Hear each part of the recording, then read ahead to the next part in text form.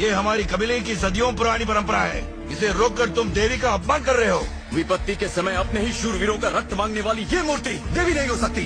इसके बदले अपनी माँ, बहन, बेटियों की पूजा करो, उनका सम्मान करो। जो इस पत्थर की तरह बलिदान मांगती नहीं, बलिदान देती है। जब तक मैं इस कबीले में हूँ, यहाँ किसी की बलि नहीं दी जाएगी। मैं ये कभी नहीं होने दूंगा। ये मेरा वचन है, हिन्नाडु का वचन।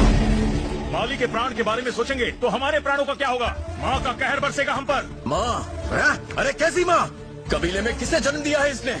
किसे पाला है इसने? एक माँ अपने बच्चे को जन्म देती है, उसका पालन करती है, उसके लिए स्वयं चलती है। अपनों की जान तो एक जंगली पशु भी नहीं लेता।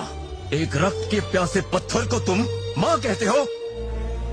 यदि ये पत्थर हमारी देवी का स्वरूप है तो इसे हमारी रक्षा में शत्रुओं का सर्वनाश करना चाहिए।